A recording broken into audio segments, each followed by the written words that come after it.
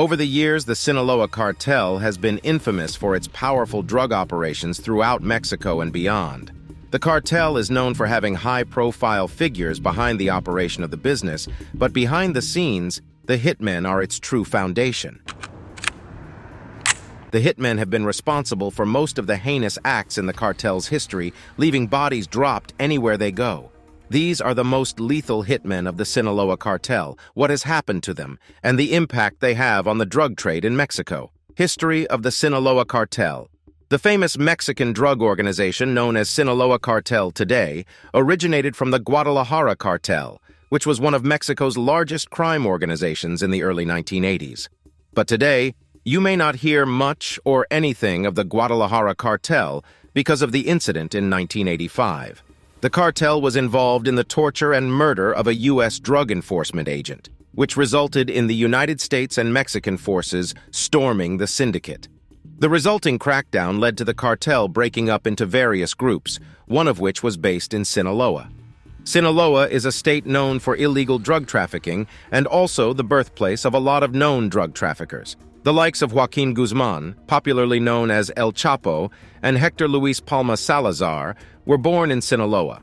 Both men later became leaders of the Sinaloa Cartel and grew exponentially in power. But that didn't happen until the death of Pablo Escobar. After the death of Pablo Escobar and the crackdown on drug trafficking in the Caribbean, the power of the Colombian cartels started to decline. Stay out of my territory. The loss of power was because the Caribbean was the most preferred route of drug transportation into the U.S., and with that route blocked, Mexico gained popularity as the preferred drug route. Mexico's criminal organizations grew greatly in strength, especially the Sinaloa Cartel, which benefited from El Chapo's innovative methods of smuggling, notably through tunnels and his extensive use of bribes.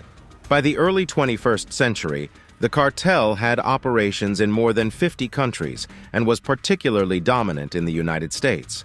The majority of the illegal drugs that were smuggled from Mexico into the United States was done by the Sinaloa Cartel. Its annual revenue was estimated to range between $3 billion to $39 billion. Now that you know how the Sinaloa Cartel works, let's talk about the importance of the cartel hitmen. What the hitmen do. In every cartel, it's usually all hands on deck, and Sinaloa is no exception. Each person has their specialty to keep the business running. And as for the hitmen, they carry out the most violent acts, including taking lives, kidnappings, and battles with rival gangs. The cartel needs hitmen to maintain dominance, intimidate rivals, and eliminate anyone or anything that stands in the way of the business's progress. Usually, the hitmen are men taken from areas where the inhabitants wallow in poverty and are offered a large amount of money to work with the cartel. They usually jump at the offer as they are people who have been poor all their lives, and after they join the cartel, they go through training and get equipped with advanced weapons. Despite the danger and violence involved in their responsibilities, they carry them out to continue to get paid. These hitmen do a lot of crazy things that are sometimes unbelievable, especially the top hitmen of the Sinaloa Cartel. But before we introduce you to these hitmen and how they have impacted the Mexican trade, let's talk about this hit squad that was responsible for most of the Sinaloa Cartel's bloodshed. Los Anthrax. Los Anthrax works as the security force of the Sinaloa Cartel. The group was created by Jesus Pena, and it is considered the most prominent and deadliest enforcer unit of the Sinaloa Cartel. Los Anthrax is known for a skull ring on a diamond worn by every one of its members. The symbol stands for leadership, death, and power. They are known for carrying out brutal attacks without batting an eye. Back in July 2010, a fierce gunfight between members of the Sinaloa Cartel and the Beltran Leyva Cartel took the lives of about 30 people in the town of Tubutama, Sonora, in northern Mexico. The gangs clashed a few miles across the international border with the state of Arizona. This area is a place known as a smuggling route for narcotics and human trafficking. At the scene of the fight, bullet-ridden vehicles were found along with dozens of high-caliber assault rifles. The group gained public attention on May 26, 2011, when they got into a gunfight with the Mexican army. The army was on patrol when they spotted 3 vehicles with armed assailants, which led to the gunfight. The Mexican army was able to free kidnapped victims, but the gunfight didn't end without taking the lives of important members of the Los Anthrax. Now that you have a clue of what these people can do, let's go deeper by talking about the lethal hitmen of the Sinaloa Cartel, one after the other. Jose Rodrigo Arechiga Gamboa. If you mention this name to anyone, even in Mexico, many people may not know who you are referring to, but mention El Chino and you get different reactions. That is because Jose Rodrigo Arechiga Gamboa is popularly known as El Chino Anthrax, a name he got because he led the Anthrax Hitmen.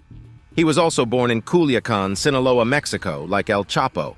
He started working for Sinaloa Cartel as a bodyguard of Vicente Zambada Niebla, the son of Ismael Zambada, known as El Mayo, who now leads the Sinaloa Cartel. El Chino stopped being a bodyguard for Vicente in 2008 after the separation of the Sinaloa organization and the Beltran Leyva cartel. He then went on to form Los Anthrax together with Jesus Peña to provide armed security services to El Mayo. El Chino has been involved in some crazy situations in his lifetime. He was nearly killed on November 4, 2008, when an armed commando suddenly opened fire at a car wash in Culiacan. That attack and took the life of one of Los Anthrax members, Alfredo Vizcarra Vega, known as El Fellow Anthrax. He was the son of a Sinaloa police commander. Luckily for El Chino, he managed to escape the shootout uninjured. Vicente was arrested in March 2009, and so El Chino ascended the throne of the Sinaloa Cartel due to his friendship with one of El Mayo's sons. Then he was called to oversee the plaza of Culiacan, the center of operations of Los Anthrax and the city where the Zambada family reportedly resided. Soon, El Chino was wanted by the United States government and faced charges in a San Diego, California federal court for drug trafficking. The charge alleged that he conspired with other people to import hundreds of grams of drugs to the U.S. The indictment began with the Drug Enforcement Administration in late 2011 as part of an investigation known as Operation Narco Polo. For that operation, federal agents intercepted several phone calls from March and October 2012 between El Chino and drug traffickers from the San Diego-Tijuana area. During the investigation, arrested smugglers have testimonies that implicated El Chino. Around the time El Chino lived in Los Cabos, Baja California Sur, while leading Los Anthrax against the criminal group Los Zetas in the area. While he was in Los Cabos, El Chino ordered the murder of Francisco Rafael Arellano Felix, a former leader of the Tijuana cartel, on October 18, 2013. According to the investigators, it seemed that the motive stemmed from Arellano Felix's involvement in money laundering activities, and the Los Anthrax had to send a message to show that they were in charge in Los Cabos. That was not the only murder El Chino ordered or took part in, but in 2020, tables turned. On the night of May 14, 2020, El Chino, his sister, and her husband were in the house when they were visited by a Sinaloa Cartel hit squad, which resulted in a serious firefight. Chino fired back with an automatic assault rifle, and the shootout lasted until dawn. Eventually, Chino's side ran out of ammunition. They surrendered and were taken hostage. But that was not the end. The next day, police in the town of Ayune, Sinaloa, discovered a black SUV with 3 bodies inside. One of the bodies belonged to El Chino, while the other 2 were identified as Chino's sister and her husband. El Chino was wrapped in a cloth with his head covered with a plastic bag. At first, no one knew the motive behind his killing, but later it was reported that the senior leaders of the Sinaloa Cartel ordered it. René Velázquez Valenzuela. He was popularly known as El Sargento Phoenix, which means the Phoenix Sergeant in English. His nicknames include El Taliban, meaning the Taliban, and El Gato Negro, meaning the Black Cat. He was called El Taliban for his appearance and violent personality. When you see him, there's a way you just know that he's not someone to toy with. Everyone knew him in the criminal world for how he executed his enemies. El Taliban was also different in appearance with his long beard, so he was not hard to recognize or know. Several singers, including Larry Hernandez, Gerardo Ortiz, Ariel Camacho, Enigma Norteño, Jorge Santa Cruz, and Los Nuevos Rebeldes, have sung about his lifestyle, and he's been publicized through online pictures and through narco corridos. All of the songs described El Taliban as a violent person adept in using multiple types of weapons. He preferred wearing black clothing, and with his long beard and shaved head, he looked ferocious. El Taliban didn't shave his head or grow his beard till he joined the Sinaloa Cartel. El Taliban didn't start his life getting involved in organized crime. Initially, he worked as a truck driver in Sinaloa, but in 2008, he joined Los Anthrax and held a senior role. El Taliban was in charge of the street drug distribution in southern Culiacan, Sinaloa, before becoming a dedicated squad member of Zambada's family security force. Later, he was appointed as El Mayo's bodyguard, including his family. El Taliban reported directly to El Chino and Eliseo Imperial Castro, known as El Chino Anthrax. He gained the trust of his bosses real quickly because of his execution style and his successes at leading Los Anthrax to operations. After one of El Mayo's sons, El Vicentillo, was arrested in 2009, the Sinaloa Cartel instructed Velázquez to form a perimeter of scouts in Culiacan municipality. The purpose of the group was just to report the activities of the authorities and also whatever rival criminal groups are planning. El Taliban was involved in a shootout that happened between Los Anthrax and the Mexican army in Culiacan. In 2008, he opened fire at an army unit, which triggered a shootout between his men and the army in Miguel Hidalgo Street. When the army responded, they shot at the Taliban's vehicle and hit its tire, forcing the vehicle to stop. That attack led to El Taliban's arrest, together with his brother José Fidel Velázquez Valenzuela, Francisco Angulo Estrada, and Marco Antonio López Armendariz. When he was arrested, he was carrying multiple firearms, including an AK-47, a 40mm grenade, and a Give .7 by 28mm pistol. His accomplices had other weapons in their possession, and the trunk of the vehicle had additional firearms and ammunition. They also found multiple grams of drugs in his vehicle. El Taliban told law enforcement that he didn't own the weapons, but his friend, Octavio Villarreal, known as El Salchi. He said he had kept the guns in his vehicle because the police were raiding different homes in the state at the time. According to him, he was afraid that the police would search his house, which was why he had the guns in his vehicle. Investigators believe that El Taliban fired at the army to distract them and allow El Chino Anthrax to escape the scene. However, he turned himself in by walking towards the officers with a grenade in his hand. He was later captured and imprisoned at the Penal de Aguaruto, a low-security prison in Aguaruto, Culiacan, under federal charges. In 2011, he was found guilty of illegal possession of firearms, cartridges, and grenades, illegal possession of military-exclusive weapons, and drug possession. Originally, he was sentenced to 8 years, 10 months, and 3 days, but his defense appealed and his sentence was reduced to 6 years, 10 months, and 6 days because El Taliban exhibited a good construct in prison. He told the prosecution that once he gets back into society, he would work as a delivery man for a local restaurant. While he was in prison, he held a leadership role among the inmates and presumably controlled Module 5, one of the prison's sectors that held Sinaloa Cartel-affiliated criminals wanted for organized crime and drug trafficking. Manuel Alejandro Aponte Gomez. He was born in Chilpancingo, Guerrero, Mexico on December 10, 1974.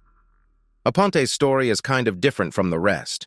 He previously served in the Mexican Armed Forces but joined organized crime between the years 2000 and 2006.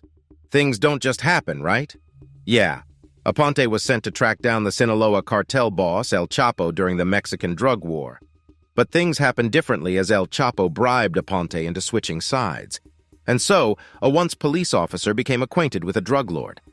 Aponte was so dedicated to the service of El Chapo that he aided in several of his escapes before becoming one of his most trusted lieutenants. Not long, Aponte became El Chapo's head of security, and he built several tunnels in northern Mexico to help El Chapo escape. In 2012, he took part in the kidnapping of Mexican Navy Operations Coordinator Rodrigo Vinas, and El Chapo bribed him into being a mole for the Sinaloa Cartel.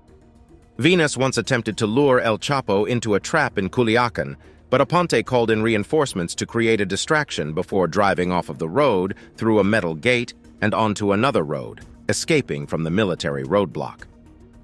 Beltran Leyva cartel boss Fausto Isidro Meza Flores once attacked El Chapo's safe house in El Salto. After that attack, El Chapo appointed Aponte to retaliate against Fausto, and after El Chapo's capture in 2014, Aponte took part in the Sinaloa Cartel leadership struggle. He wanted to become the leader of the Sinaloa Cartel, but on April 9, 2014, Aponte was tortured and shot several times together with his associates. His corpse was later dumped in La Cruz de Alota, Sinaloa. Jorge Ivan Gastelum Avila. Ivan was also known as Cholo Ivan or El Cholo. He was a high-ranking member of the Sinaloa Cartel who is alleged to have worked closely with El Chapo. He was arrested in 2016 with his boss, El Chapo. Between August 2009 and January 2016, Ivan served as a high-ranking member of the Sinaloa Cartel, as an assassin, drug trafficker, and majorly El Chapo's close hitman. Ivan worked as the plaza boss for the city of Guamuchil, where he supervised at least 200 armed men and was in charge of the drug trafficking activities within the city and the surrounding area. Since his arrest, Gastelum Avila Ivan had remained in Mexican custody until he was extradited to the U.S. to face international drug trafficking and firearms charges. Ivan was charged with conspiracy to manufacture and distribute many kilograms of drugs, intending and knowing that those substances would be imported into the United States. And of course, what is a hitman without a firearm? Ivan was also charged with knowingly and intentionally using, carrying, brandishing, and discharging a firearm, including a destructive device, during and about a drug trafficking crime.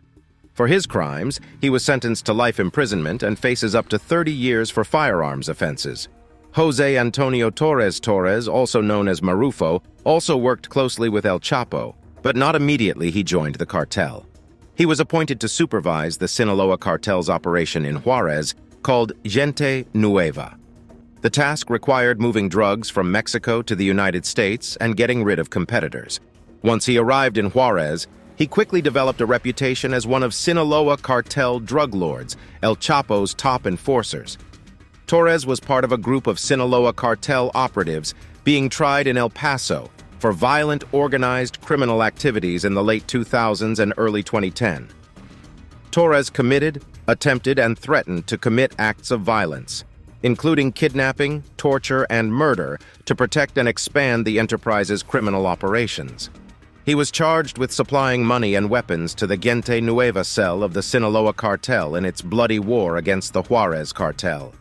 In that war, several hundred people's lives were taken. One of the murders committed was of a groom, his brother, and his uncle on his wedding day. For his crimes, Torres was ordered to serve 480 months in a federal correctional institution, pay a $100,000 fine, and spend 5 years under supervised release. Mario Iglesias Villegas. Mario is popularly called the Grim Reaper. He led a group of assassins for the Sinaloa Cartel and played a significant role in taking the lives of thousands of people between 2008 and 2011 in Juarez. Mario was involved in kidnapping for the cartel and was also part of the murders of the groom and his family on his wedding day. At first, Mario and his group kidnapped the groom named Rafael Morales Valencia, his brother, who was his best man, Jaime Morales Valencia, and their uncle Guadalupe Morales Areola outside El Señor de la Misericordia Catholic Church in Juarez, shortly after the wedding on May 7, 2010. After the men were kidnapped, Mario and his group took them to a separate safe house where guns, drugs, and money were stored. There, the men were tortured, and eventually their lives were taken. When you think about this particular crime, you just wonder what could have been the motive behind taking the life of a groom on his wedding day. But it turns out it was revenge. It seems one of the hitmen wanted to avenge the death of his father. It was said that his father was allegedly killed by the rivals. Just like most drug lords, Mario was arrested for different crimes that include various counts of conspiracy to violate the racketeering-influenced corrupt organization statute, conspiracy to possess and import drugs, conspiracy to launder money, and conspiracy to possess firearms in furtherance of drug trafficking crimes. Also, conspiracy to kill in a foreign country, kidnapping, and 5 counts of violent crimes in aid of racketeering activity. That's definitely a long list of crimes committed by a single person. And when he was sentenced, his punishment was not only long like his crimes, but unlimited. He was sentenced to life in prison and ordered to pay a $100,000 fine. Mario will continue to do life behind bars, maybe as a gangster or as a changed person. Either way, he might never be able to step foot outside again. The freedom he once had for free has been taken from him for life. With this long list of hitmen, we can agree that there's little El Chapo would have done by himself. No doubt most orders would come from him, but it still doesn't change the fact that there's nothing much the cartel can do without the hitmen. There will always be rivals and therefore hitmen in the cartel. Well, what do you think about these hitmen, how they have impacted the Mexico trade, and what eventually happened to them individually? Let us know in the comment section below. Thanks for watching, and we'll see you in the next one.